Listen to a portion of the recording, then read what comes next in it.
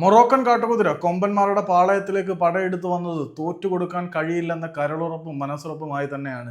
ഇന്ന് കേരള ബ്ലാസ്റ്റേഴ്സിന് വേണ്ടി നിരന്തരം നോർത്ത് ഈസ്റ്റിന്റെ ഗോൾ മുഖത്ത് അപകടം വിതച്ചത് ഈ മൊറോക്കൻ പോരാളി തന്നെയായിരുന്നു. നോഹ സദോയി തുടർച്ചയായി മറ്റൊരു മത്സരത്തിൽ കൂടി കേരള ബ്ലാസ്റ്റേഴ്സിന് വേണ്ടി പ്ലെയർ ഓഫ് ദ മാച്ച് പുരസ്കാരത്തിന് അർഹനായിരിക്കുകയാണ്. അതിമനോഹരം, ആവേശകരം എന്ന് വിശേഷിപ്പിക്കാൻ കഴിയുന്ന ഒരു ഗോളായിരുന്നു നമ്മുടെ നോഹ സദോയി ഇന്ന് നേടിയത്. ആദ്യം അജാരിയുടെ ഒരു കിഡിലൻ ഫ്രീ കിക്ക് ഗോളിലൂടെ നോർത്ത് ഈസ്റ്റ് യുണൈറ്റഡ് മുന്നിലെത്തിയെങ്കിൽ പോലും നോർത്ത് ഈസ്റ്റ് വിജയം ഉറപ്പിച്ച സാഹചര്യത്തിൽ നോഹ സദോയി അസാധ്യമായതിനെ സാധ്യമാക്കാൻ പിറന്നവൻ. നോഹ സദോയുടെ കിടിലൻ, നോഹയുടെ പൊട്ടകം പോലെ കേരള ബ്ലാസ്റ്റേഴ്സിന് വേണ്ടി അത്ഭുതങ്ങൾ വിളിച്ചറിയിക്കാൻ കൊണ്ടുവന്ന നോഹ സദോയുടെ ആ ഒരു കിടിലൻ ഗോളിന്റെ ബലത്തിൽ കേരള ബ്ലാസ്റ്റേഴ്സിന് സമനില പിടിക്കാൻ കഴിഞ്ഞു. അവസാനം അഷീർ അക്തറിന് ഒരു ചുവപ്പ് കാർഡ് നേടിക്കൊടുക്കാനും നോഹയുടെ ആ ഒരു കിടിലൻ അപ്വേർഡ് ഡൈവിന് കഴിഞ്ഞിട്ടുണ്ട് എന്നുള്ളതും എടുത്തു പറയേണ്ടതാണ്. വളരെ മികച്ച ഒരു പോരാട്ടത്തിനൊടുവിൽ കേരള ബ്ലാസ്റ്റേഴ്സ് എവേ ഗ്രൗണ്ടിൽ സമനിലയുമായിട്ട് തിരിച്ചു വരികയാണ്. രണ്ടാം പകുതിയിൽ കേരള ബ്ലാസ്റ്റേഴ്സ് ആയിരുന്നു ഡോമിനേറ്റ് ചെയ്തത്. യഥാർത്ഥത്തിൽ നോഹ സദോയുടെ ആ ഒരു ഗോളിന് ശേഷം നിരന്തരം നോർത്ത് ഈസ്റ്റ് യുണൈറ്റഡിന്റെ ഗോൾ മുഖം പലതവണ വിറയ്ക്കുന്ന കാഴ്ച നമ്മൾ കണ്ടു.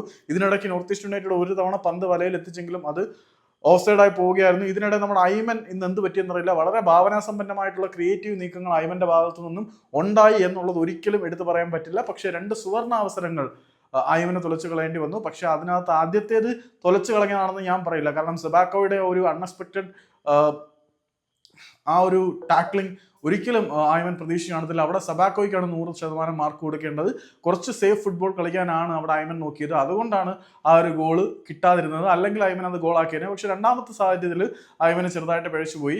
മനഃപൂർവ്വം വരുത്തുന്ന പിഴവുകളൊന്നും അല്ലല്ലോ. കേരള ബ്ലാസ്റ്റേഴ്സ് ഏതായാലും ആരാധകർക്ക് വിജയിക്കാൻ ഫൈറ്റിംഗ് സ്പിരിറ്റ് ഉള്ള ഒരു ടീമാണ്.